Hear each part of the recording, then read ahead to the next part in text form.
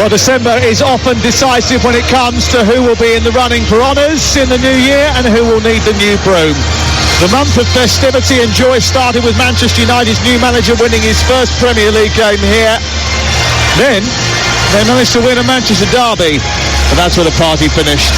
Apart from that, December has been pretty miserable for the Red Devils.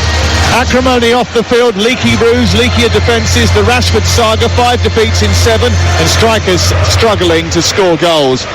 For Newcastle, well, it's been the most wonderful time of the year. 1 defeat in 6, 4 straight wins with 1 goal conceded, and the only striker problem they have now is how to keep Alexander Isak out of the clutches of the Vultures. 7 goals in 6 games. No wonder Newcastle slapped a huge price tag on his head. But it's hardly ever a pleasant trip here for Newcastle. A win for them at the antiquated Old Trafford can take them 5th, and a win for United takes them above Tottenham. We've got 3 games tonight in the Premier League, 2 7:45 kickoffs, and there's already been a goal at Portman Road. Ian Abrahams. Ipswich 1, Chelsea 0. Liam Delap from the spot. A lovely ball through from Leif Davis for Delap. He literally seemed to slip and then got back on his feet, and then the goalkeeper Jorgensen brought him down. He picked up the ball from the spot and slammed it past the Chelsea keeper. 11 gone, Ipswich 1, Chelsea 0. Ipswich still to win a game at Portman Road this season, but they're in front against Chelsea, and there's also been a goal at Villa. Jeff Peters. It's Aston Villa 0, Brighton 1. Seaman Adingra, what a strike. Long ball forward from Dunk. João Pedro chased it. The ball dropped to the Ivorian, and Adingra 1 touch, then a right foot finish, his 2nd goal of the season. Villa 0, Brighton 1. Keep you in touch with it all on Talk Sport tonight as we bring you live commentary from Manchester United and Newcastle. United without Bruno Fernandes and Ugarte. Marcus Rashford is back on the bench. Tino Livramento back from illness, but only amongst the reserves tonight for Newcastle. Alexander Isak leads the line. Our referee is Simon Hooper. The VAR is Paul Tierney. He won't miss a thing tonight. Not here, not at Villa, not at Portman Road, and not in League 2, where we have Wimbledon against Gillingham as well. It is the station that brings you more football than anyone else. This is game 500 of 2024, and this is Talk Sport. Monday night is Murphy night, and Danny, no one expects anything other than a Newcastle United win this evening, which is something in itself. But how do Manchester United prevent that? Great effort, resilience, their senior players producing high-level performances. I actually don't necessarily think Newcastle are favourites. They've shown time and time again this season that their form is temporary. They struggle sometimes away from home. I saw the Brentford game where they were really poor and conceded lots of chances. So see if they can maintain their recent form. Well, United get us started. They're shooting from left to right in the first half towards the scoreboard end. In the black and white jerseys, black shorts and white socks. Newcastle United shooting from right to left towards the Stretford end. Andre Onana is the United goalkeeper. De Ligt, Maguire and Martinez the back three. Mazraoui, Eriksson, Casemiro and Dalot. And then Amad Diallo and Joshua Zirkzee behind Rasmus Højlund. It's the Bravka in goal for Newcastle, with Trippier, Sherburn and Lewis Hall. They're the back four. Gumaresh, Tonali and Joe Linton in midfield, and then up top it's Murphy and Gordon supporting Isak. The ball deep inside the Manchester United half, and Martinez has it in possession, sends it up to Zirkzee, who doesn't hold it up particularly well once, and then twice gives it away, and it's with Bruno Guimaraes just down the right channel, releasing Murphy into the penalty area, and a recovery tackle by Diego Dallo is a good one, sliding in to prevent the cross from Murphy, and Onana comes up and gobbles it up. Great defending from Dalot, because he was nearly in there on the right hand side. Murphy, it all came from a really high press from Newcastle. Bruno Guimaraes has gone to join Isak in the press on that particular occasion. Long high kick by Onana into the evening sky. The floodlights on here at Old Trafford. A beautiful evening for football. Joe Linton with a terrific tackle on his compatriot in midfield, and then he steams forward, and then Amad Diallo dives in from behind. The ball is diverted back to Onana, and Manchester United have it. Fast tempo to the early part of the game. Ball clipped forward by Martinez. Out towards Hoyland, who tries to get the better of Cher. Cher's to experience the fall for that. Steps in front of him, gets it back to Dubravka, who was a Manchester United goalkeeper for a little while. And then they play their way out from the back towards the right-hand side of Murphy with the ball at their feet, Newcastle United. Murphy tries to scoop it forward. Martinez gets there first. He nudges it down to Dalot, and then it's all the way back to halfway. And Matthijs de Ligt. Newcastle's record against Manchester United at Old Trafford is nothing short of tragic. They've won only one of their last 39 league visits here, but they did win in the League Cup here last year, a thumping victory. And Manchester United were at one of their recent low ebbs. Mazraoui's been brilliant since signing, but has had a couple of iffy games, has lost the ball but won it back. Eriksson on the edge of the centre circle. Inside the Newcastle half is Xerxes, forward towards Hoyland, but Cher is sharper. He steps in front of the Dane, and then the ball's pipped over the top for Isak to chase right through the middle, but Onana's going to get there first, although he's had a little bit of a wobble. Had to stretch, and then under pressure from Isak had to put the ball out. Isak runs over to try and take a quick throw, and then they decide to delay that. But that was a little bit of a scare for Andre Onana, who's had some mishaps recently. Well, it came from a poor decision from Hoyland not to come towards the ball. It was the only pass on. Xerxes needed him, and Cher just jumped in front of him. Luckily, Ruben Amorim didn't think he'd cracked it even when they won the Manchester derby. He was right to play everything down, I think, and warn that this was a long-term project, but I don't think he was expecting to start with the worst record of any Manchester United manager for 93 years. Here's Guimaraes over on the far side, the Newcastle United right. That blonde hair that's been dyed over the last year or so, clips it from the right to the left and Hall into the centre, and Isak is arriving in between the two centre halves to head down and in, and Manchester United have breached within 4 minutes at Old Trafford. Alexander Isak once again, a towering header, too easy, free inside the 6-yard box, and Newcastle's Swedish striking sensation scores for a 6th Premier League game in a row. No wonder he's got a mega bucks price tag. It's Manchester United 0, Newcastle 1. It's a great ball in from Hall. Mazraoui's too narrow. He's caught in between. Do I go in with Gordon? Do I protect the centre halves?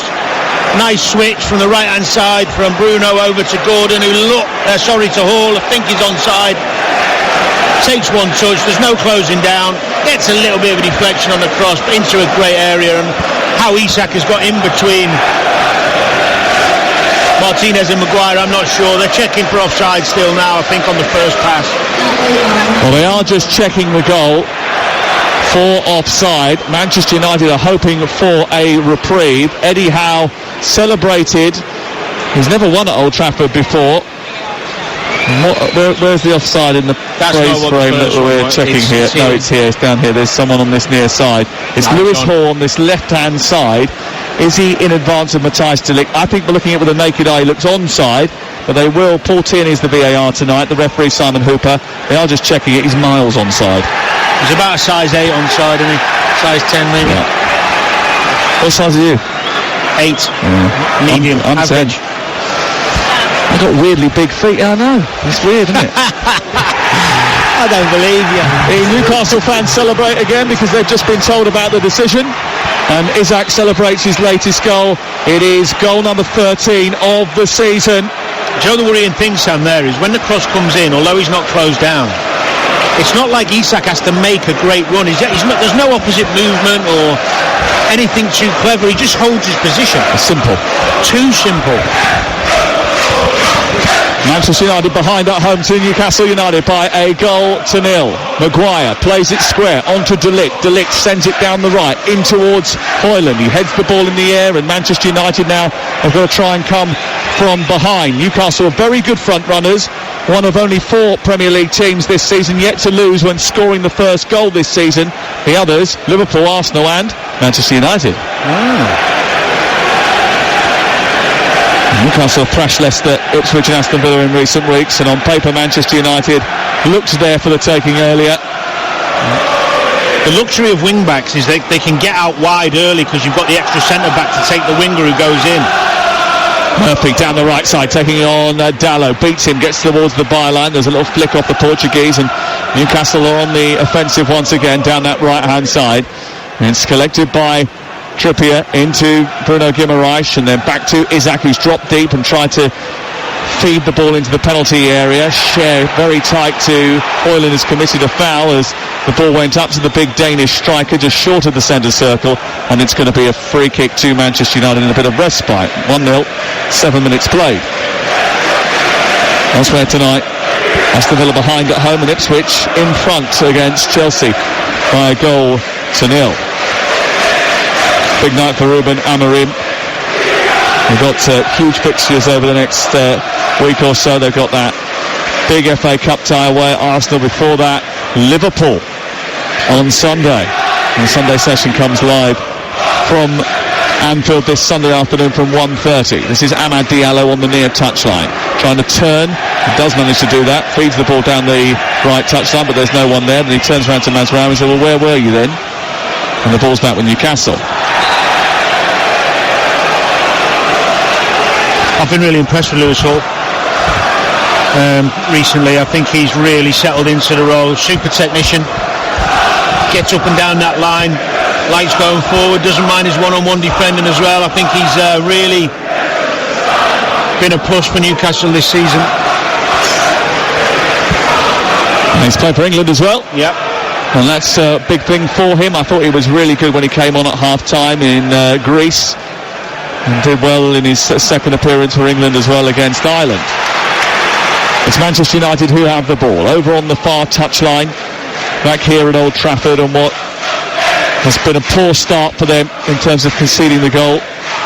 And Eriksen has it with Casemiro, who overhits the ball down towards the left-hand side, and Dalot raises his hand knowing that he was never going to get there, and it goes out of play and away for a goal kick for Newcastle United. How much of a setback is that when you set your team up? They actually started quite fast, and Manchester United's biggest problem, I think, over the last couple of weeks has been their lack of athleticism and dynamism in midfield and further up the pitch. But actually they started okay, Manchester United, before they then completely left Isak free inside the penalty area, and that's a massive setback for Amorim. It's not normally as big a setback when you've been playing okay, but when you're in United's run of form, it creates a lack of confidence. Here we go again. Here is Joe Linton out toward the wide right position. Murphy with the cross towards the far post. Isak's not going to reach it this time. It's going to run past him and out of the penalty area towards the corner flag.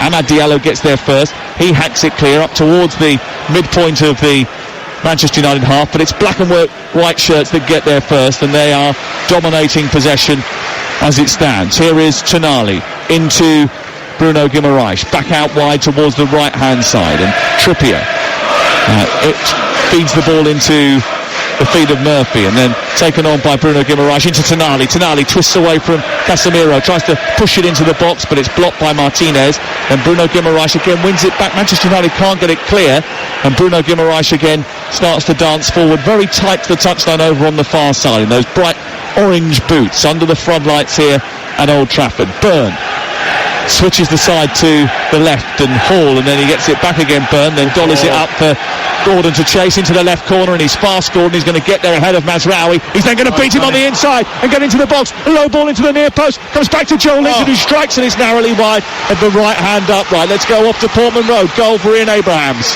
So it could be level here. Ipswich 1, Chelsea 1. Cole Palmer's ball in from the right hand side for João Felix at the far post to put it into the roof of the net. They are checking for offside. It is incredibly tight for Felix. I'll get back to you, but at the moment Ipswich 1, Chelsea 1.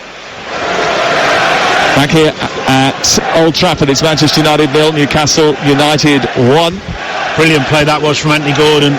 Got a little nutmegs on Mazraoui, found himself on the byline heading towards the goal on that left hand side, tried to pick out his man, didn't quite get it there, but dangerous, wasn't it? Xerxes trying to play a reverse ball for Højlund. Again, he wasn't on the same wavelength, and Byrne guided it back to Dubravka. Højlund showing a lot of energy to try and shut down Byrne, but it's Newcastle United that emerge with the ball. Tonali into midfield. He's playing in that number 6 position. He was switched there on Boxing Day, and he's been really useful. Newcastle have looked really handy over the last few weeks. He's a good player, Tonali. He's found obviously he's taken a while to find his feet, but that position will suit him. What's so obvious to me straight away, we talked about it before, Sam, but the 3 lads in the middle of the park for Newcastle basically are dealing with Casemiro and Eriksen, or they're trying to be dealt with by Casemiro and Eriksen. It's just not going to happen. Stephen Bunting has secured his place in the next round of the PDC World Darts Championship. Here is Isaac gliding past 3 players. Right-footed shot from the edge of the area. Doesn't quite come off. And it's brought down by Dallow, who is being nobbled at by Murphy, robbed by Murphy. And Newcastle have it again in the right-hand side. Wimbledon 0, Gillingham 0 is the latest score from League 2. Here it's 1-0 to Newcastle United. They're coming forward again, and Guimaraes is in behind. He's twisted away from Martinez, and then tried to turn the ball back to Anthony Gordon, and out comes Casemiro to thump it up into the evening sky. And anywhere will do for Manchester United right now just to get it clear, but they're finding it very difficult to do that. The rest of the PDC World Darts Championship, by the way, over on TalkSport 2, Bunting beating Luke Woodhouse 4-0. Luke Little, remember, in action tonight at 9:45. Still 1-0 to Ipswich down at Portman Road. That Chelsea goal offside. And it's 1-0 to Brighton away at Villa. Early goals in the Premier League tonight. Gordon just tries to trick his way to the edge of the box. Square to Tonali, who's 10 yards back from the edge of the D. Tonali's just megged the ref. His confidence is well up. Did you see that? Good job he didn't touch either side of his legs, because he would have to stop the game there, Simon Hooper. That was pretty impressive from Tonali. Forward by Sher, looking for Hall, who's in behind the defence here, and he just couldn't control it first time.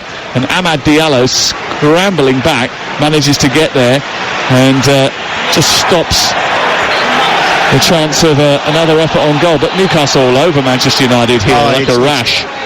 Here is dominant. Murphy down the right side. He's crossed into the box. At the far post, Gordon coming in. Just couldn't wrap his foot around it to steer it on target. It's off target as he meets it just inside the 6-yard box at the far edge of that and goes narrowly wide of the goal. 13 minutes played. Manchester United 0, Newcastle 1. And I have to say, I am not surprised at just how dominant Newcastle are. I am a little bit, although I can tell from the selection that it was going to be a problem in the middle of the park.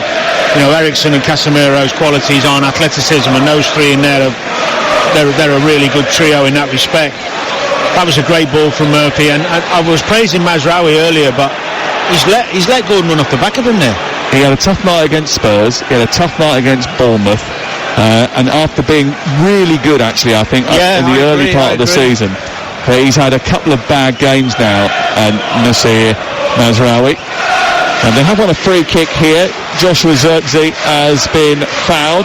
He went up for a header just over the halfway line. Tonali just sort of stood his ground and edged back into him.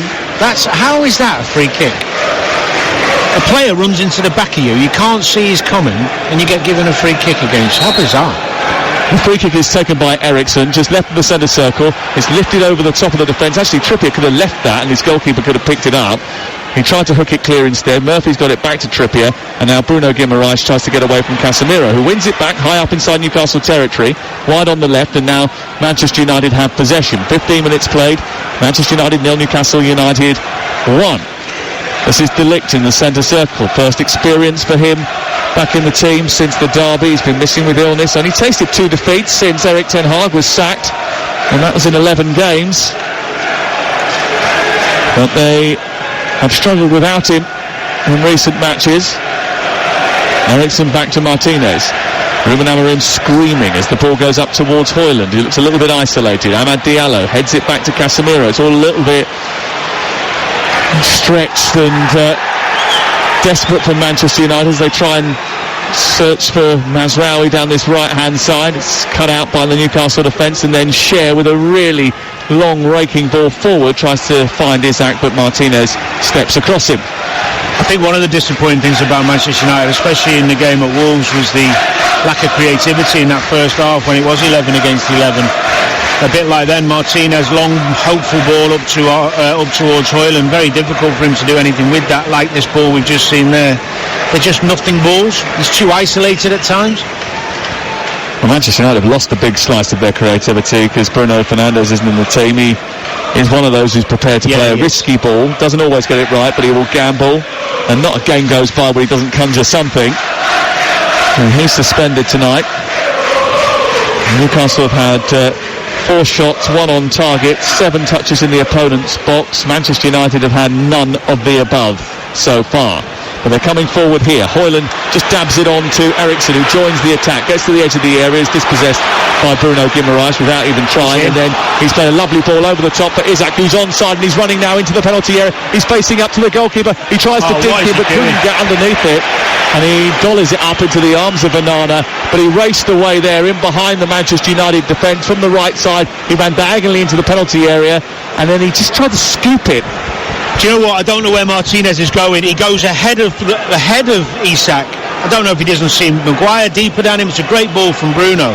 He's actually left him on the halfway line. I can't understand what Martinez is doing. You can see Maguire shouting at Martinez to keep an eye on him, and he's just not looking. It's as poor a finish as you'll see from Isak. There's no conviction in that. It's too self-indulgent from there. Just get your foot through it, side foot or laces. They've won it back again in midfield.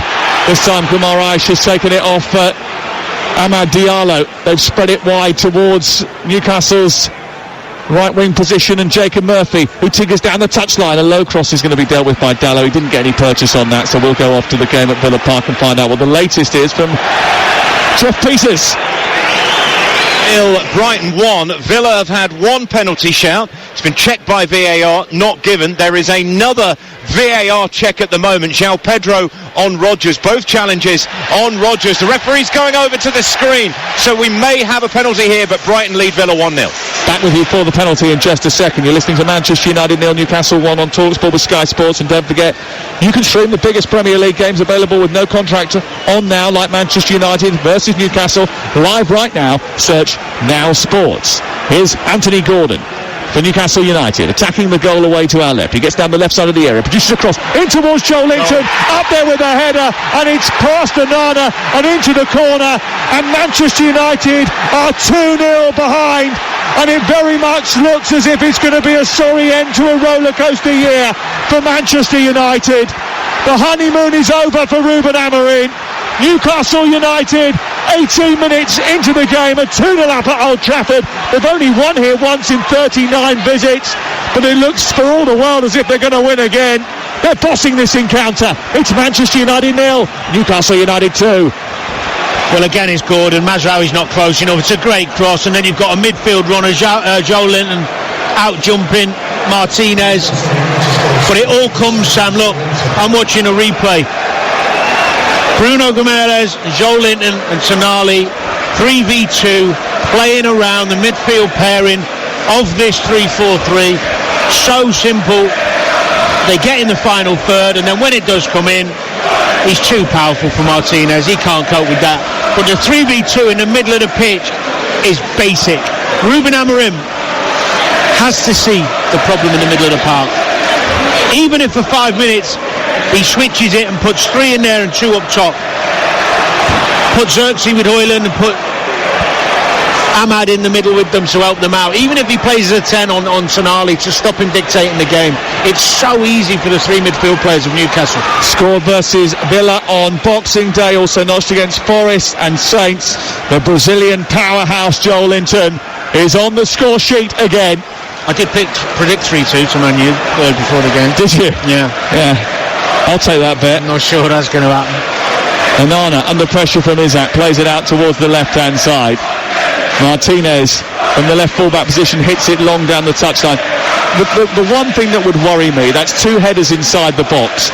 They've got 3 centre-halves, and both times it's been very easy for the Newcastle aggressor to get on the end of a cross from this left-hand side.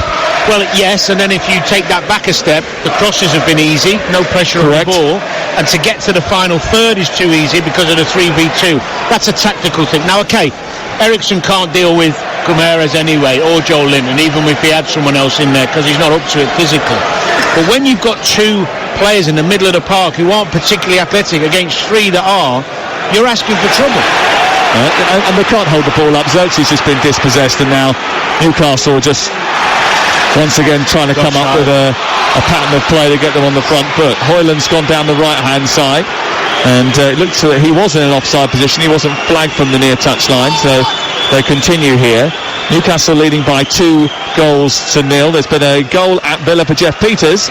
It's Aston Villa 1, Brighton 1. Ollie Watkins has levelled things up from the penalty spot. 2 shouts for fouls on Rodgers, the first by Van Hecke, the second by João Pedro. Referee went to the screen, decided it was a spot kick. Watkins has scored. Villa 1, Brighton 1. Back here it's 2-0 to Newcastle United at Old Trafford. Manchester United conceding twice in the first 20 minutes to a team that have only won here once in 39 visits in the league. They did win here a couple of, in fact, 13 months ago when they came here in November of last year in the League Cup. Lewis Hall scored that day. I was commentating from this position, and they were absolutely in charge of that match, and they've been absolutely in charge of this one too. Mazraoui on halfway. Ruben Amorim's like a cat on a hot tin roof. But you know what? Reputation or not, it doesn't matter. When you've got very obvious problems on the pitch that most of us can see, I'm amazed he's not tweaked it already. But it's just a basic numbers game, right? It's what numbers plus quality and athleticism. Yeah, I mean numbers firstly, and their quality to make that count, and their little technical abilities in the middle of the pitch. But I thought that was the idea of playing the 2-10s. The 2-10s would have to drop back in and make a box in the pool when you didn't have the ball. Well, you've got Ahmad who's stayed out wide. Yeah. Right, he's never going in there at the moment. And Xerxes, he's not defensive-minded, is he? So he's not going to see that. Here's Højlund running in behind, trying to get the better of Kieran Trippier, who stretches out his leg and hooks it over his head. It goes out towards the far side, and then it's kept in by Murphy. Now Casemiro has it. Plays it forward to Mazraoui, who wanders into midfield. Slide tackle from Dan Burn, then away by Hall. There's no crispness to the pass. The Manchester United fans getting really frustrated now as Bruno Guimaraes picks the ball up to shoulder halfway line. And Dalot comes back, gets a tackle in, feeds it back into his own half, and then Martinez will tidy up. You're listening to Manchester United 0, Newcastle 2 on TalkSport with Enterprise Rent a Car. Enterprise has 450 branches with all the vehicles your business needs. I mean, he's on a hat on a cot, no, a cat on a hot tin roof, because he must be bubbling inside, right? He must be sitting there thinking to himself, this is... Yeah, but he can do something about it. All the movement in the world doesn't make your mouth work, does it? And make changes. It's like running, the anxiety, you can see it, tension. So what do you do? What do you do? Why is Mainu not playing ahead of Ericsson, first and foremost? Well, he hasn't been playing very well.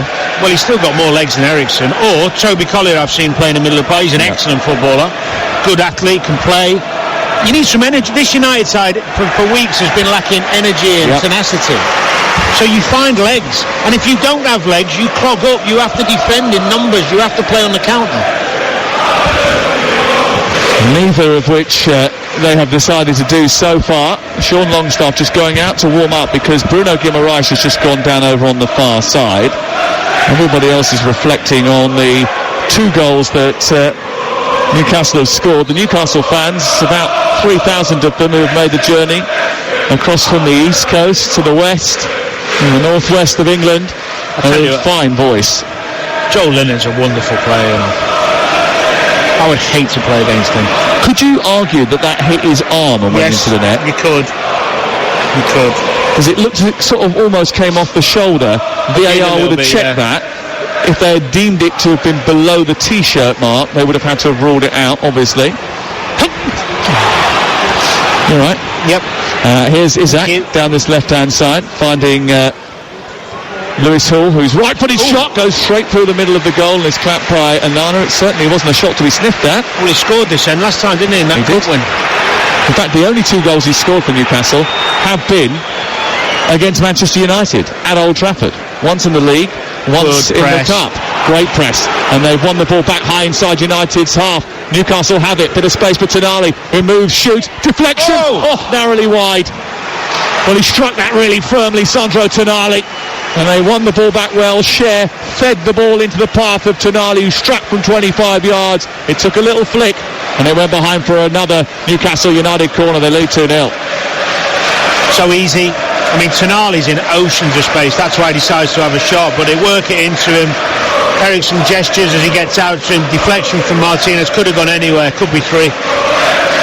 Well, there will be 3 soon if they continue playing like this, Manchester United, because they're just gifting chances. They are very bad at defending from set pieces, Manchester United. They concede a lot of goals from dead ball situations. The thing is, it doesn't matter at the moment who he brings on if the formation stays the same. That's the You think it's a system problem? Well, it's both a system and personnel problem at the minute, and confidence is low, but it's both. More system than personnel. Here's the corner, deep to the far post. He's almost snuck in at the far post. And Kieran Trippier, having watched what Wolves did on Boxing Day and what Tottenham did in the League Cup, tried to catch out Andre Onana.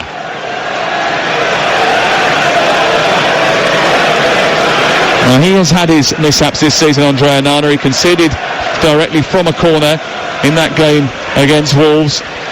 And Altay conceded one down at the Tottenham Hotspur Stadium. And Newcastle not the first ones to try and pick on that weakness. Burn plays out from the back, clips it forward up towards Gordon. It's over his head and lands at the feet of Matthijs de Ligt with his shirt untucked to the waist.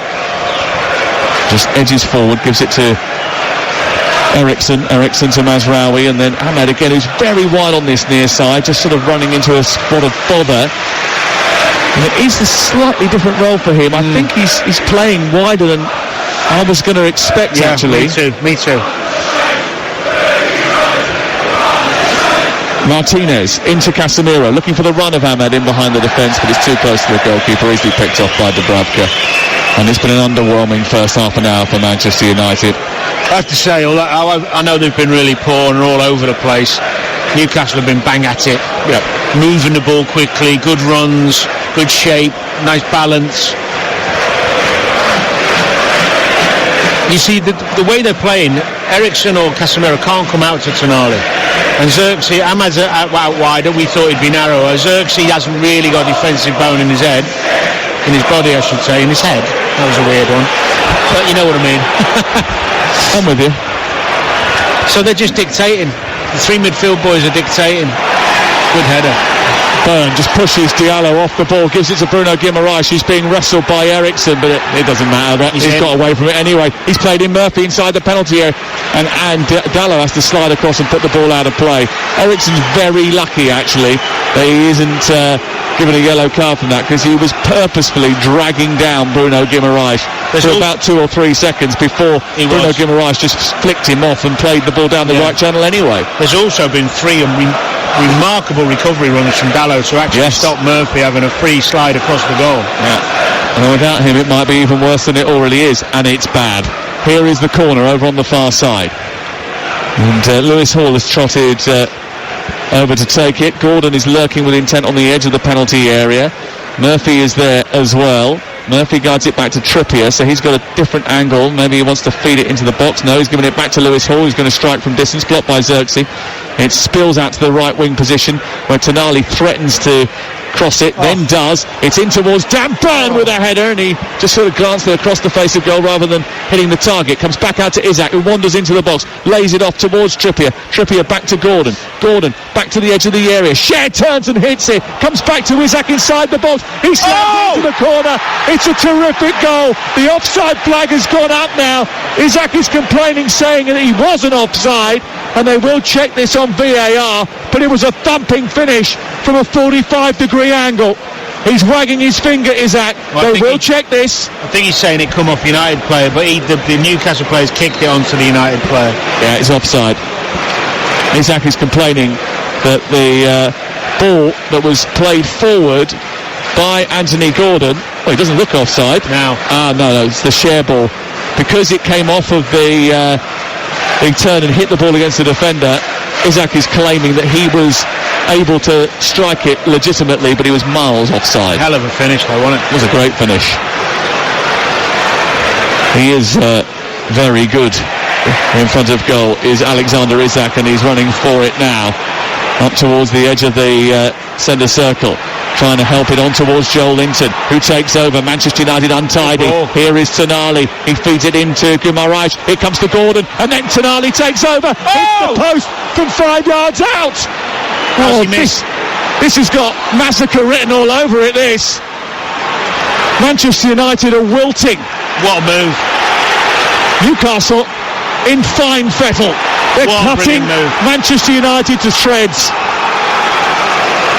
It was everyone was involved. Little intricate passes, brilliant little pass into Gordon, who then sets Tonali, takes his time, got a bit casual. I think he might have toe-ended it onto the post instead of just making sure in the bottom corner. That could be a big moment in this game. Newcastle fans are teasing the Manchester United supporters. Yeah, 2-0, you never know, things can change. Making a sub already. Yeah, Mainu about to come on, he's spotted it. Amad Diallo picks it up, plays it out wide towards the left. Oh dear, straight out of play. Well, we've played 32 minutes exactly, and Ruben Amorim has seen enough. He is changing it straight away, and he is taking off Joshua Zirkzee, and on comes Mainu. And listen to that from the Manchester United fans at the withdrawal of Joshua Zirkzee and his replacement, Kobbie Mainu.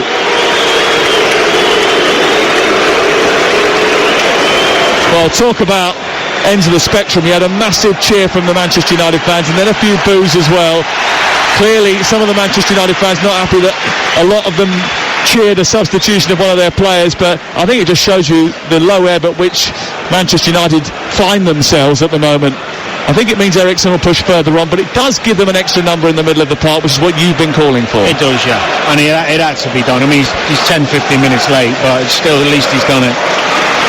I think he has to take some responsibility, because Zirkzee has just been absolutely hammered by this crowd. And he is going down the touchline straight away. He put his jacket on and he's going straight down the tunnel. And there's a few of them actually away to our left in the Stretford end that have stood and clapped him actually. Well, their frustration shouldn't be with him really. He wasn't great, but there's plenty of others that...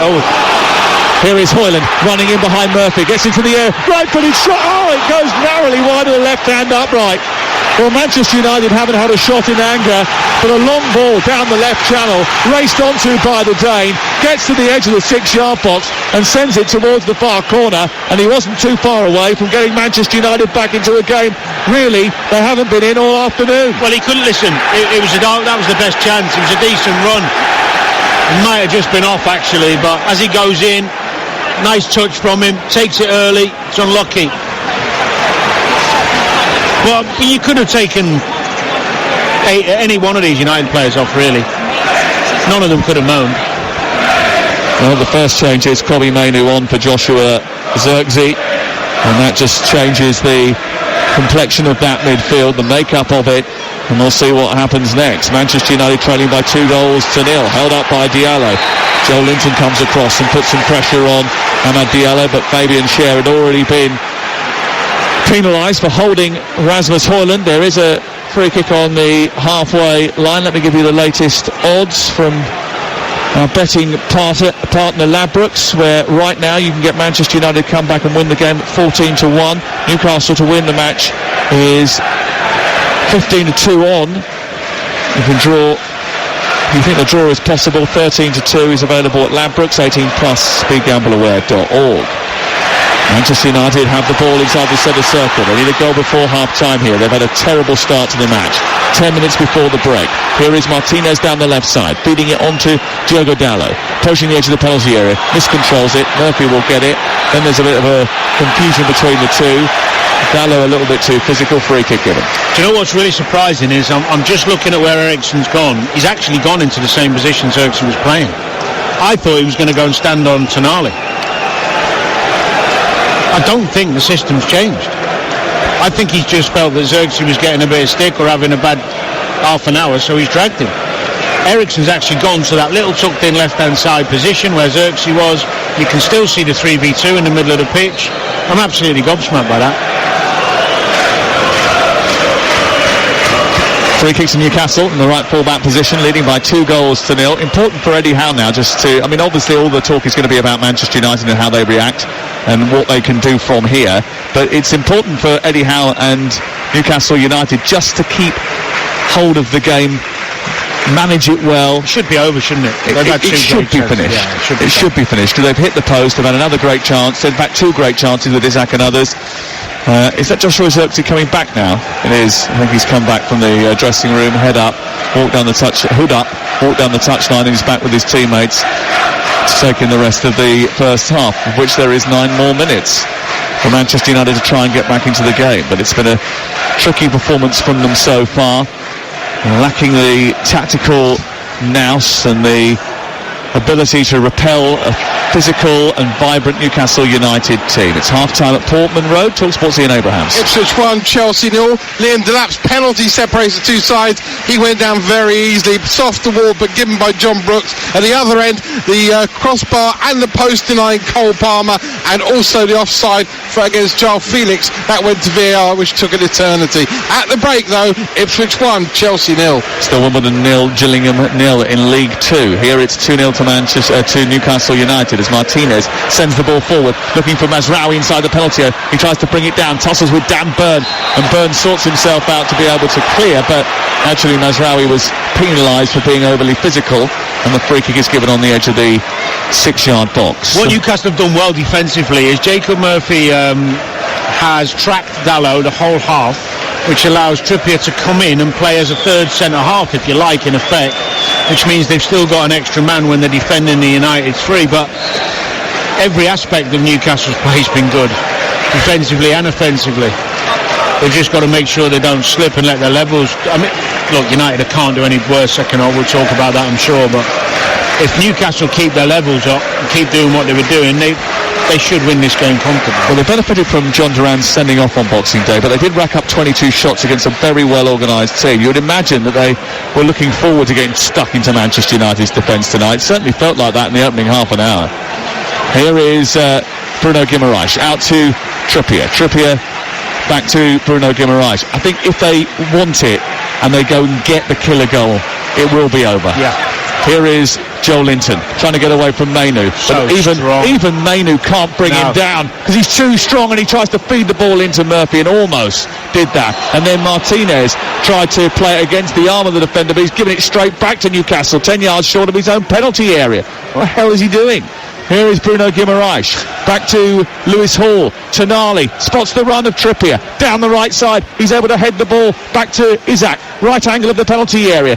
Gets into the box, then goes back outside, gives it to Trippier again. Bruno Guimaraes wants it on the edge of the area. Very tight on the touchline, 3 Newcastle players trying to outfox the Manchester United defence. Then they calm down, just keep hold of it, wait, are patient, and then pick their moment to find Isak, who turns away, runs to the edge of the box, feeds it into Joe Linton. Lovely turn by him. It's just behind Isak as he runs into the area. And Mazraoui tidies up for Manchester United, who at the moment just can't live with Newcastle. Great play, wasn't it? Just that final pass from Joe Linton. Nice and patient, good movement, very intricate, but really good from Newcastle again. After the game tonight, we're going to bring you the Sports Bar with Majestic and Darren Ambrose from 10 o'clock. You'll be able to have your say. 03717223344. Texts and WhatsApps as well. I'm sure there'll be quite a few callers from Newcastle and quite a few callers from Manchester United. Of course, a lot of teams playing tonight, so I'm sure it'll be busy. Casemiro's just had a shot from 30 yards. He's missed by 40. I think the Newcastle fans got that. And ballooned it over the top of the crossbar. And it's away for a goal kick to our right. Newcastle have kept 3 clean sheets on the spin, so Manchester United have got their work cut out, even when they're playing well, to break down this defence. Marcus Rashford is warming up away to our left-hand side, available from the bench. Called up for the first time since Victoria Pilsen away from home, when he was dragged after 50 minutes. Burn from the goal kick, has it wide left of the penalty area. Newcastle building up from the back to the goalkeeper to Bradford, and out the other side to Kieran Trippier, who scampers over the halfway line, stops, looks back and feeds it back into the feet of Bruno Guimaraes. Bruno Guimaraes receives it again after giving it briefly to Trippier, then moves forward, plays a crossfield ball out towards Lewis Hall. It drops beautifully for him, he controls it and nudges it to Gordon. Gordon directs him to go forward, and then wraps it into Isak, who plays it against Casemiro, then tries to squeeze through a tight gap, doesn't get through it, and Eriksson will clear up to the halfway line. Ahmad takes it down, but Gordon is quick and fast and sharp, and he comes back to nudge it out of play and away. That was brilliant watching Gordon do that recovery run, but you know why it was extra brilliant? Because when you give the ball away and there's a counter attack, you always run that little bit faster because it's your fault, and I could see it in his face. He's getting the tears, isn't he? scored really early against Villa. And he says that people linking him and Isak with moves away are talking absolute rubbish. He says we're fifth in the table. We're a top club ourselves. Yeah, I mean, he's happy there, isn't he? Fans love him. Why wouldn't they? He is terrific. He's got bags of potential still to get better, and he's all about self-improvement. He does a lot of work on his mindset, on what he needs to get fitter, what he needs to do to deliver better. I think it's all about end product. The rest of his game's great. And as much more his end product's getting better, especially at home. He's really good. Yeah. Away from home, maybe just improve that, but the whole team's probably guilty of not being as good away from home. Well, but he's a real talent, and his work ethic's tremendous. He's got an assist already today. Left-footed cross from the near side, which was headed in maybe off the top of the shoulder by Joel Linton. It's 2-0 to Newcastle United. Ball back to De Ligt deep inside his own half. Big team talk coming at half-time from Ruben Amorim. He needs a huge turnaround in the second half. A complete change of attitude, of endeavour. Change of plan. Change of plan. Real difference. You've got to set them up differently to this. Half-time at Aston Villa. Jeff Peters. It's Villa 1, Brighton 1. Brighton ahead early on. Dunk's long ball caused panic. Simon Adingra stepped inside Torres and swept home. Villa had 2 penalty appeals not given on field. Craig Pawson centred the screen for the second, overturned his decision. Ollie Watkins on his 29th birthday made no mistake from 12 yards. Half-time, Villa 1, Brighton 1. Good for Ollie Watkins to get on the score sheet in the absence of John Duran, who's suspended tonight and will be for the next two games after this one. Here is De Ligt up to halfway. Across to Ahmad. Ahmad into Mazraoui. Looks for the return. Lewis Hall just clipped Diallo as he went down the right-hand side. Jason Tyndall very quick to come back and point where the free kick should be taken from. He's having a word with the fourth official. Fourth official was very quick to come out and have a word with Jason Tyndall. It wasn't as if he was doing anything wrong there. There was only 2 inside the technical area. I'm not sure how the fourth official got his tracksuit bottoms on. He must have jumped off the wardrobe to get into them. They are tight. Stephen Martin, I've come across them in the Premier League before. They are, aren't they? They look like they're spray-on trousers. They're not the ones that you used to wear back in the day, Dan, when you were out on the Albert Dock.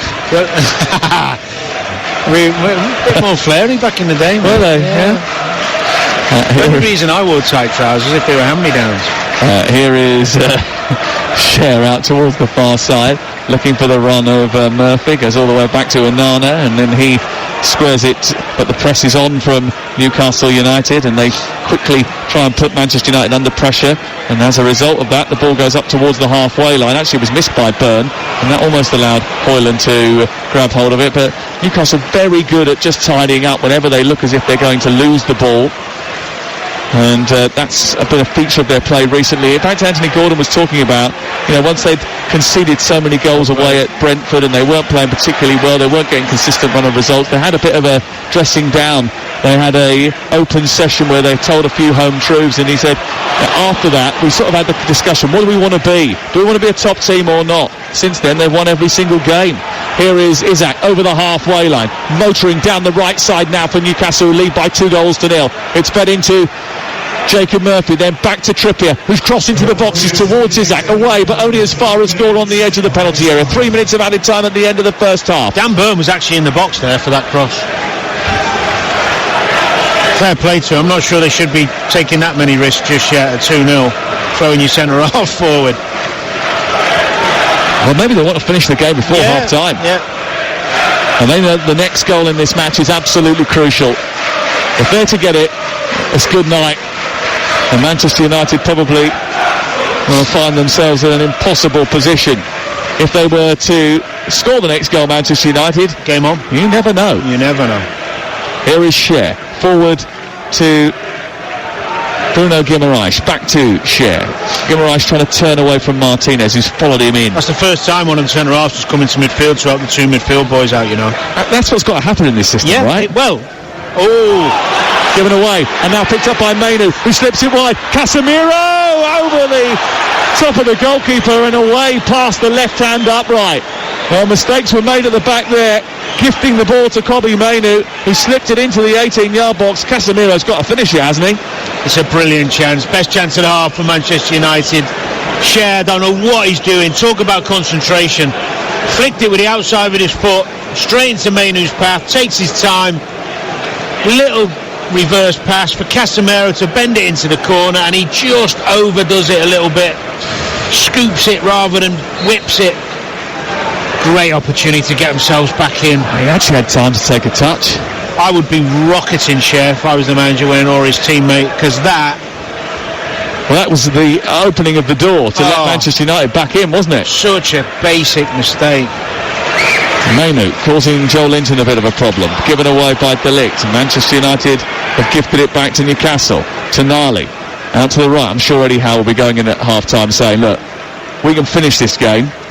We can have an easier second half if we want one, or we can make this painful for ourselves if we don't switch on. Well, yeah, you've got to stay focused. You don't have to go crazy for the third goal. You just have to be really well organised, keep the ball, slow the game down, wait for it to open up, which it will as the game people get more tired and the game gets more stretched. And Manchester United get more desperate. Yeah, because if the centre-half does start coming out to try and make up the numbers, there's more space for people to run into. Brilliant from Gordon, who was going back the way and sent a reverse ball into Bruno Guimaraes. Didn't make the most of that, Newcastle, and Amad Diallo has escaped down the right-hand side. But 4 Newcastle players immediately come out to give him attention. Brilliant.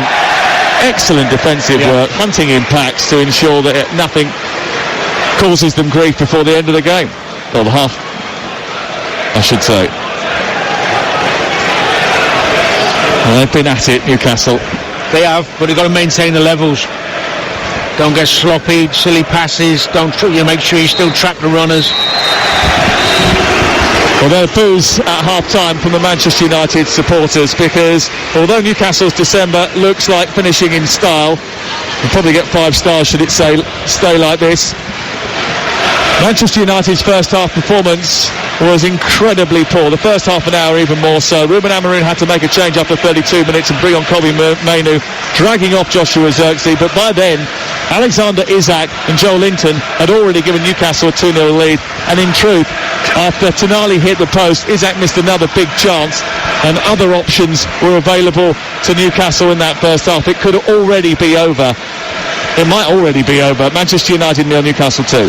Well, if Manchester United are to win this game, they're going to have to come from 2 goals behind in order to do it. They did do that once upon a time when Rafa Benitez was in charge of Newcastle United. They won 3-2 with a last-minute goal. But Newcastle United have long memories. They know they don't win here very often. They're determined to try and get over the line this time around, and they had 2 warnings just before the break, which may well have just served as encouragement to Eddie Howe and Jason Tindall just to reset their players' mindset at the break. I'll go through the 2 11s in just a second. No changes since the one that Manchester United made on the 32nd minute when Kobbie Mainoo came into midfield to replace Joshua Zirkzee. Ball sent forward out to Alexander Isak, and then guided back by Maguire and De Ligt all the way to the goalkeeper Andre Onana. In front of him tonight, De Ligt, Maguire, Martinez, the wing-backs Mazraoui and Dalot, Casemiro and Mainoo now in midfield with Eriksen just further on. Amad Diallo playing a little bit wide actually on the right-hand side in support of Rasmus Højlund tonight. For Newcastle United, it's Dubravka in goal, Trippier, Shea, Byrne and Hall, Bruno Guimaraes, Tonali and Joe Linton. Tonali hit the post in the first half. Murphy and Gordon, who set up one of the goals. Isak, who scored the first, leads the line. Danny Murphy is here. What do you expect from the second half from Newcastle United? Good game management, more quality football, but I expect a real different Man United. Want a reaction, energy, tenacity. Got to be some sort of reaction to that. Trippier sends the ball into the penalty area. Byrne goes down, looks for a penalty. Referee doesn't give it, and it was half-hearted, the appeal anyway. Tonali wins the ball back far side, wiring in to Rasmus Højlund. Travels out towards the touchline, it goes out of play, and Mazraoui then sees it back to his goalkeeper, Onana, and then out to the left and Martinez. Only once have Newcastle won here in the Premier League. In fact, they have won here once in the league since 1973. Yohan Cabaye scored the only goal in a 1-0 win 11 years ago under Alan Pardew. Surely they can't throw this one away. Here's Casemiro. Inside the centre circle, Manchester United in red shirts, white shorts, black socks, attacking the goal away to our left-hand side. And the Stretford end is their destination in this second 45. It's black and white striped jerseys for Newcastle and black shorts, white socks attacking the scoreboard end. That's away to our right side. And we're just right at the halfway line, about 20 yards from the dugouts, and Casemiro's floating the ball into the Newcastle penalty area, headed away by Byrne, comes back down, he hoiks it further clear with a big volley out to the far side, which Gordon is going to stop from going out. He's going to take the ball down, play it up to Isaac. Isaac will return it out to Gordon, and Gordon will go over halfway, and then he'll go back, knowing that there is no route forward, and Newcastle will play their way through again. Tonali, he's been terrific, Tonali. Isaac on halfway, cannons off Mainu, goes out of play. It's a Newcastle United throw on halfway line. I think that position really suits him, so he's so comfortable getting the ball. He's got the whole game ahead of him when he turns on it, and he's got two really clever footballers in front of him as well, who can give the ball to and get it back all the time in Joe Linton and Gomes. And I think the other thing about changing that position and making him the central cog in that wheel has allowed Bruno Guimaraes to get a little bit further forward. And he likes that, doesn't he? It's certainly a very good first half performance from Newcastle and a shoddy one from Manchester United. Newcastle have been bright at the start of the second halves this season too. They've scored 9 goals in the Premier League in the first 15 minutes of second halves, which is the most in the Premier League. So Manchester United will need to beware. Diego Dalot sends it long up to Højlund, who holds it up in a fight with Cher. Back to Casemiro, then on to Amad Diallo, out towards the right-hand side, and Mazraoui just progresses over the halfway line, then nudges it down the touchline towards Amad Diallo. He's being tracked by Gordon. He has to twist back and come into the centre field, where it's collected by Mainu as a first-half substitute. Ruben Amorim just trying to calm his players down. Maguire hesitant on the ball at the base of that defence, plays it to De Ligt, who elevates it up towards Højlund, away by Byrne, headed down, but Mazraoui is going to get there first. He gets there over on the far side and then feeds it in towards Mainu. Mainu nudges it left onto Casemiro, passes it wide. Mazraoui the cross in towards Højlund, and the first contact is a Cher touch, and it goes over the top of the crossbar, and it's out for a corner kick for Manchester United, the first of the second half. And the next goal's so important in this game. If Manchester United get it, we might have a game on our hands. Yeah, it's a good ball from Mazraoui. Just dropped off a little bit deep, Newcastle there. Didn't get the pressure that we saw in the first half. Sometimes you do that, especially early in the second half when you're protecting a 2-0 lead. Don't take any risks and go out and press, but you still have to get up to the ball.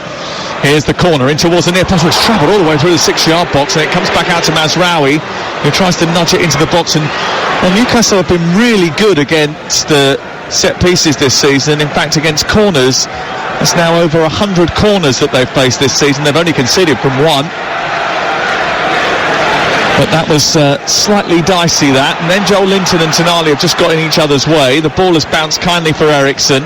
Manchester United on the edge of the box, send it wide to Casemiro. He's on the left side of the area, produces a right-footed cross to the outside of his boot, which bends straight into the arms of Dubravka, who comes and claims it. He's unlucky. I know they're not happy with him in a minute, the fans, Casemiro, but it's the right type of ball to try and play. United win it back again on halfway. Maguire. Martinez. A swig of the water bottle from Ruben Amorim in his black puffer jacket down in front of us, and grey slacks which only just come above his ankles. Black socks on and bright white trainers shining in the floodlights here at Old Trafford. We'll be reasonably pleased with the start of the second half. Been a bit better, only just. Stevens scores for Wimbledon. 1-0 they lead against Gillingham in League 2. And Johnny Jackson's doing a very good job at Wimbledon. I bumped into him the other day. He's in good spirits, the Wimbledon boss. Yeah, he's a great lad. Yes, really is a good lad.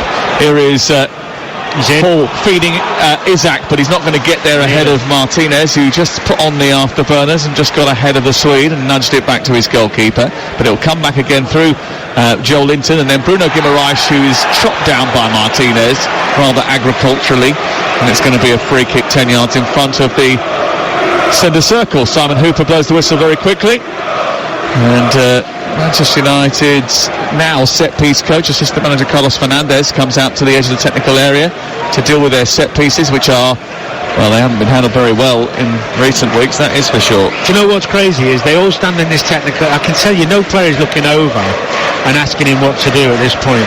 They're doing what they've obviously done on the training pitch or before the game. And they're not looking over and seeing his hand signals and changing what they do.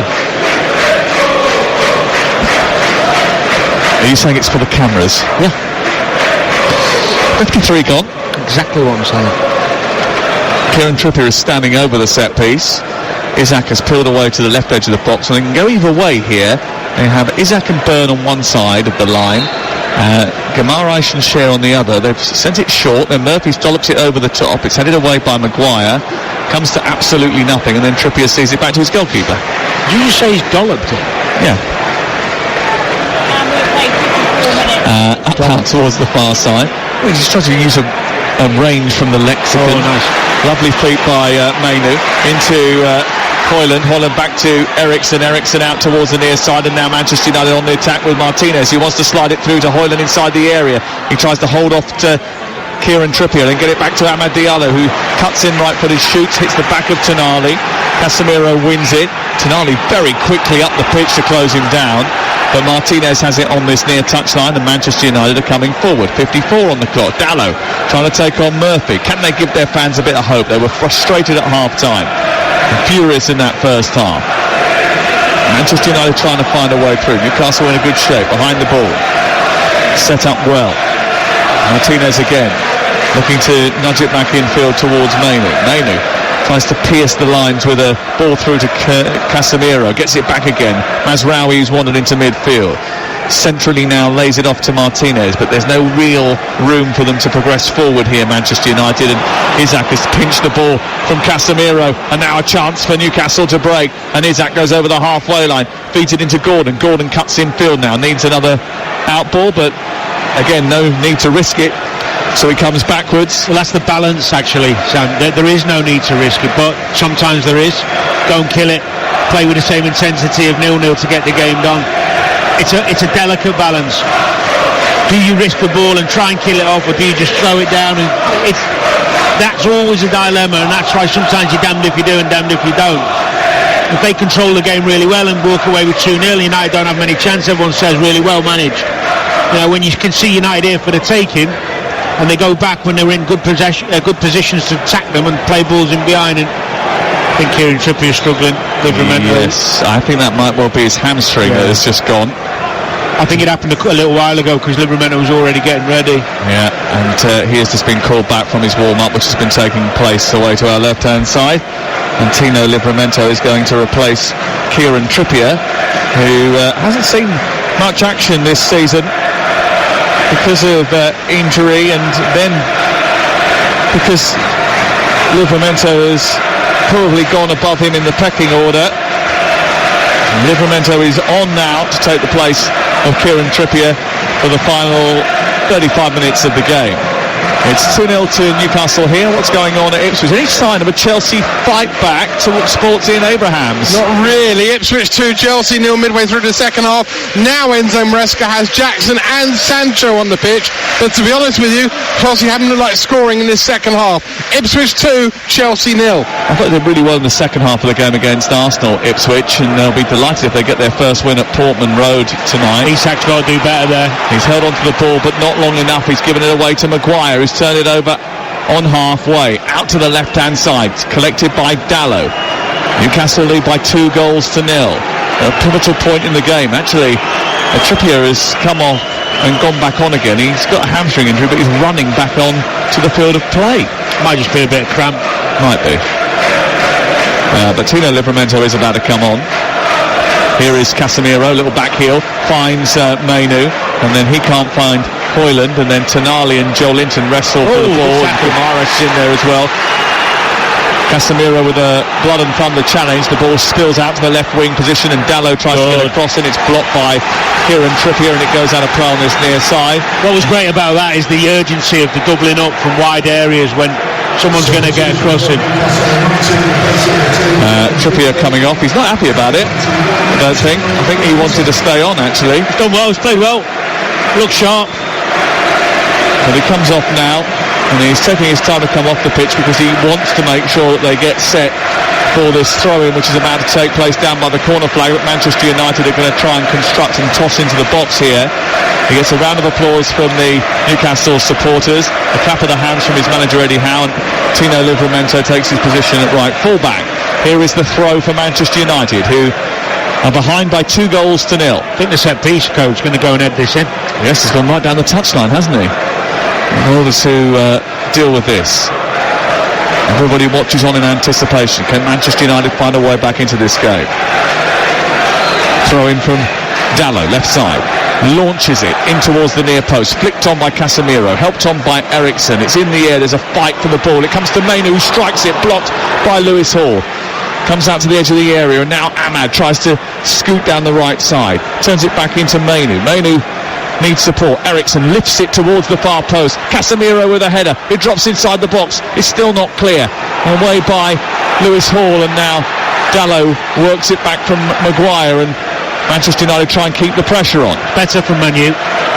Bit more urgency. Mainu's doing better, getting on the ball, making things happen. Here he is, speeding it into the path of Dalot. Dalot takes on Murphy, goes on the outside, produces a left-footed cross. It's a diving header off the post, and Maguire comes back towards the Ligt. It's blocked and squirms away to safety. And then at the other end, Isaac chases down the long ball, which was almost reached by Mazraoui, but that's got the Manchester United fans on their feet. A thwacking of the post.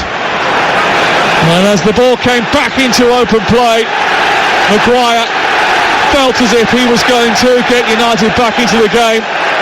He thundered that ball goalwards, and the post is still rattling. That was a good header, good cross as well.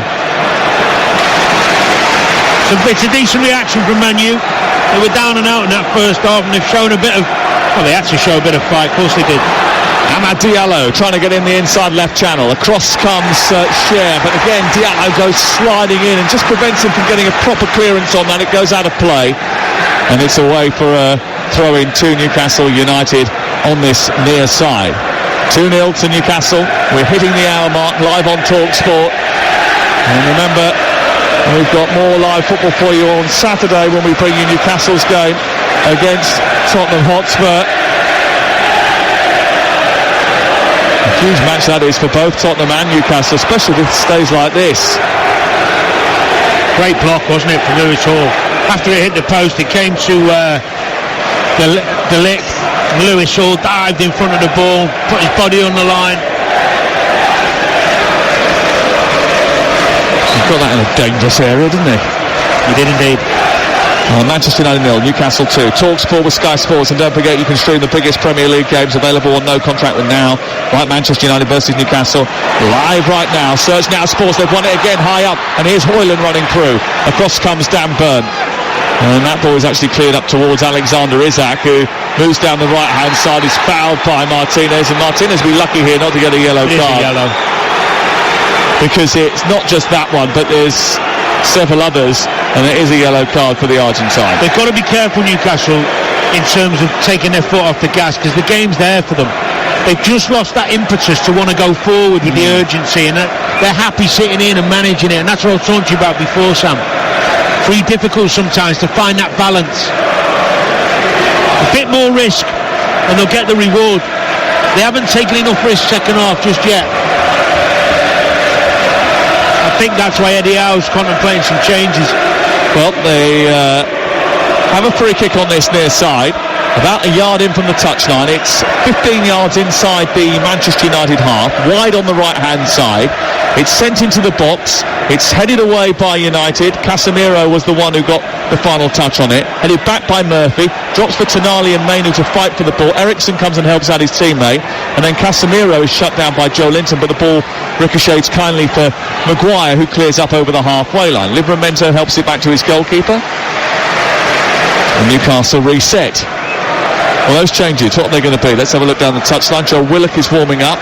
Yeah, he's got good legs, great athleticism. That'd be sensible. Harvey Barnes is down there too. Miggy Almiron as well. Here is Jacob Murphy. Back to Joel Linton in the centre circle for Newcastle United. Steps on the ball, turns the other way, plays it forward into Gordon, who comes in off the touchline and feeds it into Murphy. They've come narrow here and worked the ball out wide to Livramento now, and then Gordon's gone down the right-hand side. He's held onto it well. He's pushed to the floor by Diogo Dalot, who did wrap his arm around Gordon. Gordon went down pretty cheaply, but he was right in front of the linesman. It was a silly foul because he's going backwards. He's going back. He's got himself goal side. He's going backwards. He pulls him down. It was an unnecessary thing to do from Diogo Dalot. Anthony Gordon being serenaded by the Newcastle fans. Alejandro Garnacho and Lenny Yoro about to come on for Manchester United. Yeah, maybe because the Licks only just got back fit, doesn't want to. They haven't really been tested too much in this second half, the back three. Here is the free kick to be taken by Lewis Hall on this near side. Edge of the box, Murphy's free. And so is Gordon. Alexander Isak is lurking with intent just inside the 18-yard box. It's Hall deep to the far post. It's headed away by De Ligt, who took charge of that. Isak scrambles towards the far left and then tries to take on Mazraoui, who holds firm. The ball bounces out of play and it's away for a throw-in 5 yards from the corner flag. So a couple of changes for Manchester United. Off comes Casemiro, on goes Garnacho. That's the first change. That's definitely not a like-for-like switch. And off comes Lisandro Martinez, who gives the captain's armband to Harry Maguire. And on comes Lenny Yoro. He's not been at his best, that's for sure. On he goes. So where is Garnacho going to play? I would imagine Ericsson will drop in alongside Mainu, and Garnacho will be plays one of the 10. Sucked in off that wide. Here is the throw-in for Newcastle over on the far side. Maguire putting the armband on. I suppose that's quite significant after being stripped of it by Erik Ten Hag. Back to the goalkeeper Dubravka. Hits it up towards the chest of Joel Linton, who juggles with it brilliantly. And then sent down the left. And here is Gordon trying to get away from Mazraoui, who recovers brilliantly and flicks it out, but not out of the perimeter of the playing surface. It's retrieved by Isak. Isak lays it back off to Hall. It wasn't the best of balls, and then he plays it against De Ligt, and it's out for a throw-in. Isak started wandering into wider areas. I think he needs to stay central, just give them someone to build off. I know he likes to drift to that left side and get on the ball, but at the moment, just to occupy give them a target, start building up again. Not since 2016 have the Geordies won their final league fixture of a calendar year. And that was in the Championship. Not since 2014 have they done it in the Premier League. Their last away win at the turn of the year came in 1999. Usually these trips at this time of the year for those Newcastle fans are forlorn and end up being a disappointment.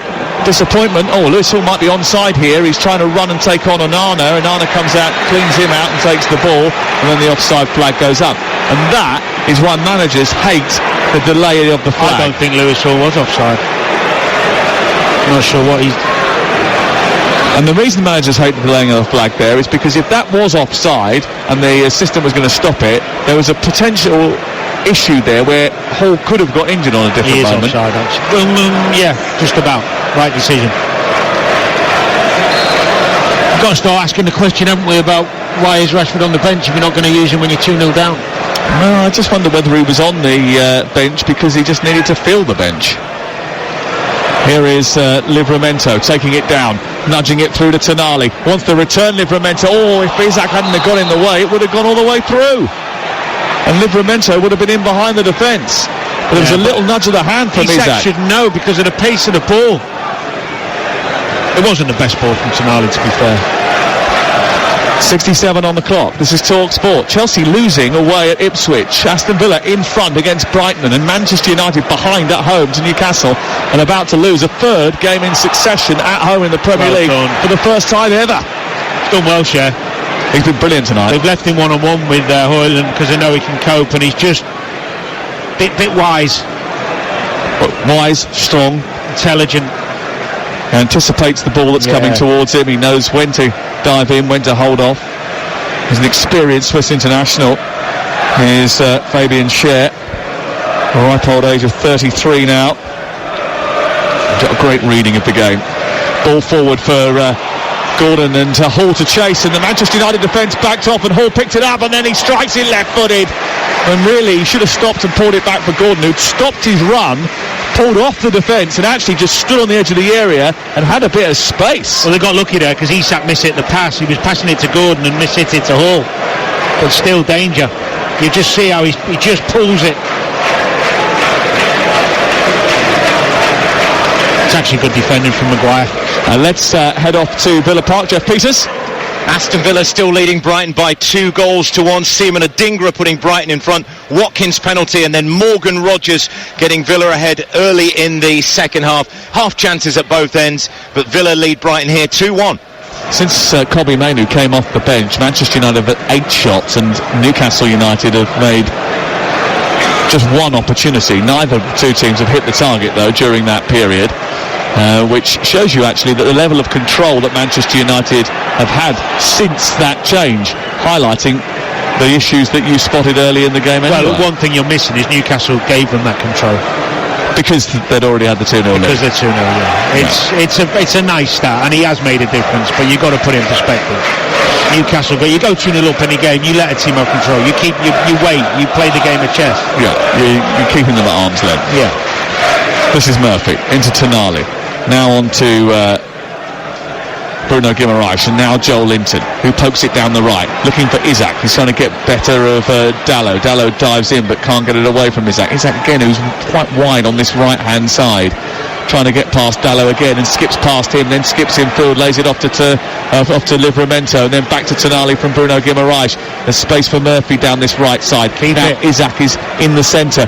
Guimaraes on the half turn, down to Livramento, cross into the box, and it flashes through the 6-yard area, and it's just behind Gordon. Hall slides to keep it in far side, and Newcastle on top again in the game. They lead by 2-0. That was a chance, great move for Livramento, poor ball. He had 2 great options. Tonali, he's got Murphy down the right side. It was a poor ball by him, but it's bounced kindly for Joel Linton. His control wasn't right. Garnacho trying to bring it away. Tonali wins it back. Newcastle win it back, and they turn it over again inside the Manchester United half. Have they just upped the tempo again? Yeah. Here's Isak into Bruno Guimaraes. Collision between Mainoo and Guimaraes, but Guimaraes gets straight back up. Mainoo stays down. Newcastle stay in possession and on the front foot as we hit the 70-minute mark, leading by 2-0.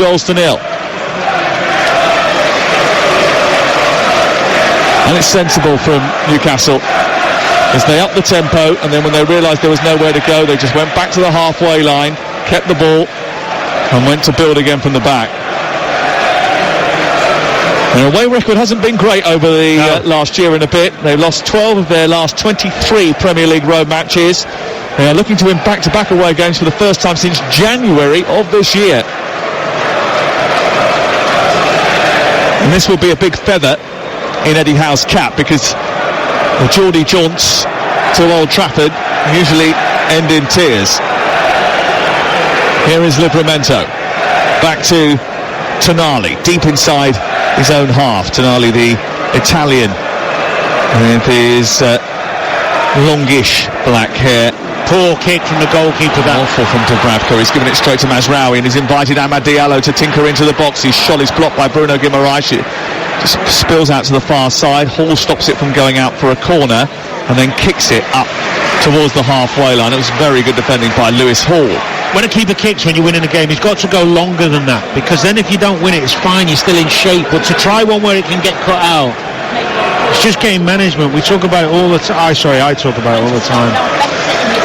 It's all right, you're not boring. You can repeat yourself, we don't mind. We're learning from you, Dan. It's living on your own now, talking to Is it? Yeah. You'll be there one day, don't worry. Is that why you enjoy our Monday night soirees every week? And we'll have more Monday night soirees for you throughout the course of 2025. In fact, I'm really looking forward to some of the games we've got upcoming on a Monday night. Here is Amad Diallo. Wolves Nottingham Forest on Monday. That's going to be a belter, I think. Here on the right-hand side is Mazraoui into the penalty area. It's away by Murphy, and he's hoiked that to the halfway line. Isak's looking a little bit tired. He's put a shift in. Just wonder whether or not they might change that now. They do have Willa Sula on the bench as well, who they got from Sheffield United for £10 million, a young striker. They might turn to Joe Willock, I think, and maybe put Gordon through the middle. That's an option for Eddie Howe. Here is Garnacho down the left. 17 minutes to go. Manchester United need a goal, but they've got to at least register a shot on target if they're going to do that. Out it goes to the right-hand side. Amad Diallo for Manchester United on the attack. Gets to the byline. The tackle comes in from Lewis Hall. Again, really good defending by Lewis Hall. And he puts it out for a corner, but he claims actually the last touch came off the Ivorian. He's been really good, Lewis Hall, but I mean he has had some wonderful help from Gordon. Newcastle do that really well when they play well. Their wide men don't protect their full-backs when they're up against good. It's a lesson for other teams that don't do that, isn't it? Well, it's basics, really. I mean, we say it like it's something that should be applauded. It should be normal. Here's the cross into the box, aimed towards Lenny Loro, and Yoro manages to rise and head the ball well wide. Well, he got up above the marker, but it was unlucky. Away from the right-hand upright from Lenny Yoro, the young 19-year-old, who signed from Lille. Got up well. Yeah, didn't track him. Poor that from Newcastle. That's unlike Newcastle from corners. 17 to go. Ruben Amorim still stalking the touchline. Still perplexed as to why his team played so badly in that first half. Ball out wide towards Isaac on the left-hand side, and then the flag goes up. I think Isaac was the one who was offside actually here. He was, but why didn't he just stick it up? He shouldn't be offside. That was poor from Isaac. It's lazy. He's gifted the ball back to Manchester United. Garnacho has it. Down the left he goes. He plays it against Murphy. Comes back by Guimaraes. He's dragged to the floor by Eriksson. It's going to be a free kick on halfway. Tonali just turning around and asking for a yellow card there. It's not going his way. Bruno Guimaraes is the subject of the Bruno chant. They hear that quite a lot in here, but usually for their own captain rather than the captain of Newcastle. He's got great feet. He's a very clever footballer, Bruno. He's not quite got the leg of the team. I think he's not quite got the speed or athleticism of the other two, but he's got a great engine and he covers the ground well. There's only one Bruno. Well, there certainly is tonight because the other one's suspended and is not available for Manchester United this evening. Livramento throws it into Tonali on halfway. Garnacho putting him under pressure.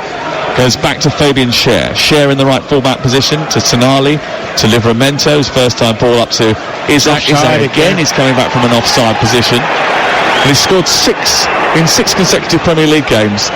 Alexander Isaac. Oh yeah, he's brilliant. I'm not saying that. I'm saying that's when you're tired, you still got to put the graft in. It's lazy. Doesn't need to be offside again. It's 2 on the spin. I was about to say, but he has just come off the bridle in the last 10 minutes or so. I think Toby Collier is about to enter the fray. Is that possible? I think, well, possibly. He's just come back from warming up. Still, Newcastle warm up their substitutes away to our left-hand side. Lenny Yoro up to Mainu, left side of the centre circle, then into Eriksson, who's right in the middle. He pokes it left to Mainu once again. Mainu with a long-sleeve Manchester United jersey on to Garnacho, and then all the way back to halfway line where Mainu sees it across to Matthijs de Ligt. Mazraoui on to Amad Diallo, and he's kicked it straight out of the play. Has there been enough cut and thrust and urgency from Manchester United to go and chase a goal to get them back in this game? Not enough, no. It's been better. I mean, you can't go completely gung-ho and start running all over the place and going man for man. You'll get torn apart, but this against this particular team. But it's been better without the real urgency you expect from Man United being 2-0 down. The question is, are they capable of having that desire and that energy? I mean, if you look at the midfield players who've been on the pitch for Manchester United today, you could argue that none of them would get in Newcastle's midfield 3. Well, they've got a combined age, Eriksson and Casemiro, of 64. No, but I mean anyone in their squad. Any midfielder in Man United squad probably doesn't get in this Newcastle side. No.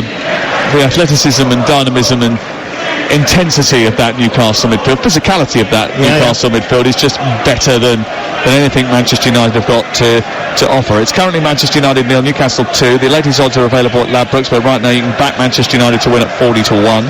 Newcastle to win is the 25-1 on shot, and the draw is 12-1. That's all thanks to Ladbrokes, 18+ BeGambleAware.org. Goal at Villa Park, Jeff Peters. The equaliser, Villa 2, Brighton 2, scored by Tariq Lamptey. João Pedro to Matoma, back to João Pedro, touched on to Lamptey, just edge of the penalty area. Super first time finish, really good low goal. Villa 2, Brighton 2. And let's go off to Pullman Road and find out what's happening with TalkSport's Ian Abrahams. We're going into the last minute of the 90 here. Goals from Delap in the first half, Hutchinson in the second. That first Premier League home win in 22 years is within touching distance. Ipswich 2, Chelsea 0. Liam Delap and Amari Hutchinson, the goal scorers tonight. Not born when Ipswich last won at home in the Premier League. Then Chelsea came along. Chelsea made some significant changes tonight, actually. That might well be picked over in the sports bar. Here is Lenny Yoro out to the far side. Matthijs de Ligt given away by Amad Diallo, and Gordon's got it. I don't know who he's trying to get that to, but it wasn't Isaac. And it's given away to Manchester United, who look to try and build from deep. 11 minutes to go. I don't feel like there's a Manchester United comeback coming. I don't know about you. Do you know, one goal can change a game? I mean, it could be a set play, a deflected shot. I'm a bit surprised, actually, not just at the United subs and the lack of Rashford. We understand the politics behind that. Why put him on the bench in the first place? But Eddie, really, looking at this, there's been so many players who've put in a hell of a shift. He's got a really strong bench. Use the freshness and the energy in the legs. They've got Tottenham on Saturday live on TalkSport. They've got Arsenal away in the League Cup live on TalkSport. Then they've got Bromley at home in the FA Cup, Wolves at home, Bournemouth at home, and Southampton away.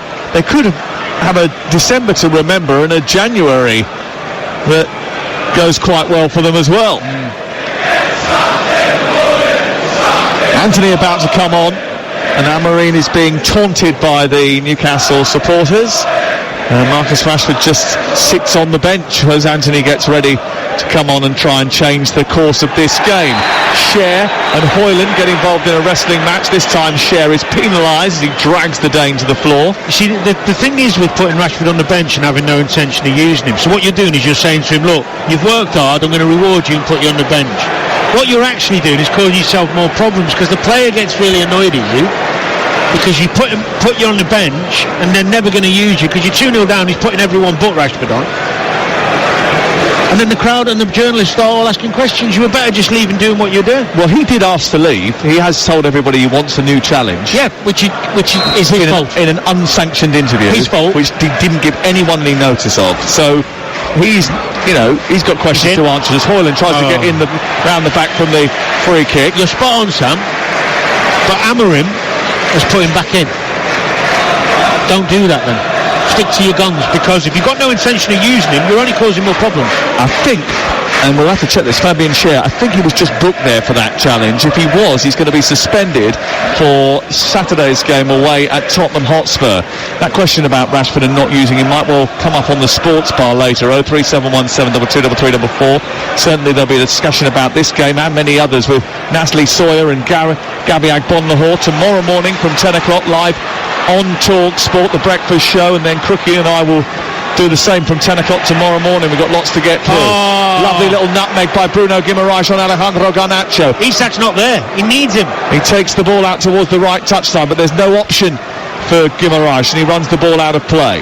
It's picked up just inside the Manchester United half. 82 on the clock now. You're listening to TalkSport, and it's Manchester United 0, Newcastle United 2. Chelsea about to lose at Portman Road.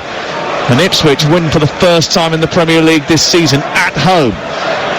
Here is Garnacho down the left-hand side for Manchester United. Back it goes towards Dalot. Dalot with a chance to cross. Instead he goes centrally to Eriksson. Then Mainu, who flicks it into the box. Mazraoui heads it back towards Amad Diallo, who can't strike because Gordon is there. The ball ricochets into the air. It might drop for Højlund on the turn. Offside. Smacks it back, and then Eriksson over the bar. But an offside flag went up a little while ago. And it's going to be a free kick to Newcastle United. Aston Villa 2, Brighton 2 is the latest scoreline. They're coming into the last few minutes of that game. Kicked off at 7:45. Matthias de Ligt comes off, and on comes Anthony. So Mazraoui will go into the back three, and Anthony will go as the wing back over on the far side, the right. And they do score more goals when they have an attacking winger in the wing back role. That was proved by statistics prior to the match. When Anthony and Ahmad are in that position on the right, they've scored 9 goals, Manchester United. When Mazraoui has been in that position, or Dalot at right wing back, they haven't scored any. So you've got Murphy, who's put a hell of a shift in, stretching his muscles, calf. Isak hasn't made any runs in 10 minutes because he's knackered, because he's worked so hard, and they haven't made the subs. I'm always amazed how it takes so long. Well, they're going to make 2 subs now. Barnes and Willock about to come on. Here is Amad Diallo on to Anthony, back to Anthony from Diallo, right side. Manchester United on the attack here. It's Mainu who scurries forward, then leaves it for Amad Diallo, whose cross is too big and it flies through the 18-yard box and goes out. And here are the 2 substitutes. And Harvey Barnes and Joe Willock about to come on. A few Manchester United fans see that as a signal to go and get the tram. Danny was hoping for a 3rd goal earlier in the game because he hoped that way the traffic would ease a little bit quicker. Got a big drive tonight. You'll have to listen to the Sports Bar with Majestic and Darren Ambrose. Great entertainment incoming, and we'll have live interviews from the tunnel as I speak to Al Marin and Eddie Howe tonight, straight after we finish. I've got one of your podcasts on my phone as well. Have you? Yeah. I haven't done one of those for nearly a week, Dan, so it might be out of date now. But we will do one tomorrow. Premier League All Access will be released by tomorrow lunchtime, reviewing all of the action from over the Christmas period. I look forward to that. Alex Clifford, Scott Minto with me tomorrow morning. We'll record that and it'll be up on all of the sites that you get your podcasts from. So I haven't given mention to tonight, Dan Burn. Yeah. I think he's been absolutely terrific recently, and I questioned whether he could play that central defensive role in a 4, with the lack of pace. And he doesn't get himself exposed very often because of his intelligence, and he's learned to play the role well. The Botman's been out a long time. Yeah, they've needed him in that period, haven't they? They have, and he's done really, really well. Great lad, decent footballer, threat in both boxes, obviously good in both boxes, and desperate to make an impact because of his local association. Yeah. No, he goes about his business in a really understated manner. Murphy off and Barnes on. And Barnes has gone out to the far side. I think, is it Gordon who's come off as well over on the far touchline? And on has come Willock. Yeah, I think Gordon's come off on the far touchline and he's walking behind the scoreboard end away to our right. The party is on at Portman Road, Ian Abrahams. It is Ipswich 2, Chelsea 0 for the first time in 22 years. Ipswich have a top flight win to celebrate. Liam Delap's controversial penalty in the first half, brilliantly taken. Should it have been awarded? Debate will go on forever. And then Omari Hutchinson against his old club, set up by Delap in the second. Chelsea were okay in the first half, woeful after the break, and didn't deserve a thing. Ipswich 2, Chelsea 0. The worst thing about that is that Alex Crook was right. He said just earlier on today on the on the show that he thought Chelsea would drop points at Portman Road tonight, and they have. They've dropped all 3. They've been beaten by Ipswich by 2 goals to 0. The Aston Villa Brighton game coming to its conclusion. Still a few minutes to go there. It's 2-2. Here it's 2-0, and not much has happened for Manchester United. They've seen a little bit more of the ball in the last 10 minutes, but they haven't created anything. Created nothing. Dubravka, under pressure from Garnacho, kicks the ball clear. This time he does manage to get some distance on it. It'd be nice actually to see. I mean, the problem with this place is it's so antiquated. You can't get the internet, so you can't get any of the statistical pages up. Not pain in the backside. It'd be interesting to see how many shots Manchester United had on target in the game. I can only think of 1, I think. Quite a few block shots, got themselves in some half-decent positions, but Newcastle have had good numbers in there. I mean, the game might have been a bit different if the header had gone in off the post, but... Yeah, 1 shot on target confirmed. That's not enough. I thought I was right, but it's worth checking, isn't it? I still think United look, because they've got a couple, they've got Garnacho, they've got Diallo, stick them nice and high and wide to let them cause problems, and then you play a 4-3-3. They just never score any goals, though. This is a real problem for them, right? They go back the last 2 years and look at the stats of where they've finished and how many goals they've got. They've always finished higher than where their goal numbers in terms of goals for in a season. They just don't score enough goals. It's been a problem for a long time. They've got a rookie centre forward who and their backup centre forward doesn't score goals and isn't a centre forward anyway. And they don't really have midfielders who chip in. No, apart from Bruno Fernandes, and most of those are penalties. Bruno. I mean, their best goal threat they sold to Napoli from midfield. Scott McTominay, yeah. I mean, walk into this team, by the way. Absolutely. Free kick on the near side. Eriksson floating the ball into the box, headed away by Bird. It comes out towards the edge of the penalty area, and Mainu takes it on. Down towards the corner flag. Manchester United 2-0 down with 2 minutes to go. Do you know what? Credit to this Manchester United crowd. They're all still here. I'm amazed they haven't left a bit earlier, because it's not been good, but it's 2-0, I suppose. Pay their money, support their team. They've been good, actually. They've been really good. They're always disappointed really for Xerxes. I thought they dealt with that. There was frustration at everything. Yeah, I think so. I agree. Could have been any player bringing them off. Yeah. Could have come off at that point. You're listening to Manchester United 0, Newcastle 2 on TalkSport with Enterprise Rent a Car. Whatever the mission, home or away, Enterprise helps over 120,000 people every day. The game has been stopped. There was an offside. A push. He's saying, Simon Hooper. He's having a word with. I think it was Maguire. He's saying push. It was a push. All right, okay, we get the point. Free kick, edge of the D. Where do Manchester United go from here? Because they've got tough fixtures coming up. Dan, they've got Liverpool away, Arsenal away. Southampton at home probably isn't as easy as it looks. Brighton at home, Rangers at home in the Europa League. Wow, what a game that's going to be. The big dilemma he's got, if he changes system, he's going to get all sorts of criticism for not being his own man or sticking to his philosophy. Right now, you've got to be harder to beat. And that means you've got to do something different. Whether you keep the same system or do it from a deeper position, something different. Barnes over on the left, in behind the Manchester United defence. Anthony comes back to make a challenge. Barnes has got hold of it, tries to turn. Doesn't quite get away from the first tackle, but does get away from Amad Diallo. Now it's to Bruno Guimaraes. We've got 30 seconds of normal time remaining. 2-0 to Newcastle United. And it's back to Bruno Guimaraes again. And then he moves forward, plays the ball out towards the near side, and Livramento is checked by Garnacho. Garnacho into Bruno Guimaraes, back out to Joel Linton again. Nice. Into Guimaraes once more, under pressure. And then he's fouled. It's going to be a free kick 5 yards short of the halfway line. So how many minutes are going to be added on at the end? 3.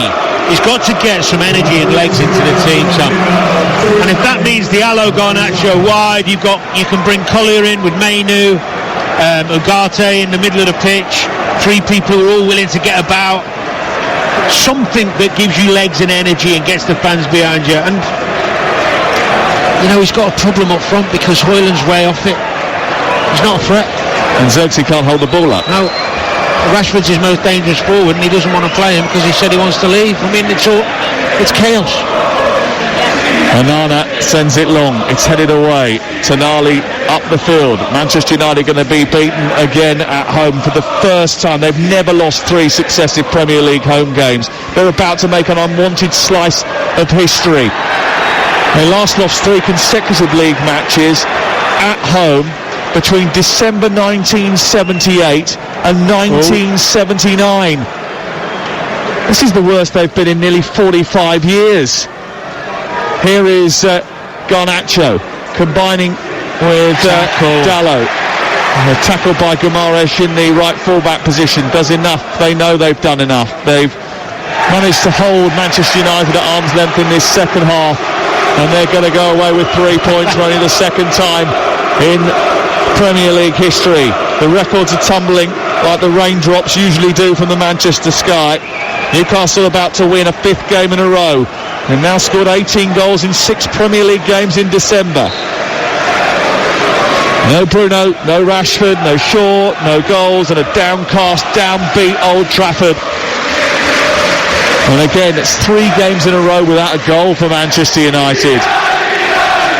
The Newcastle fans singing with glee. They're going up into the top 5 tonight.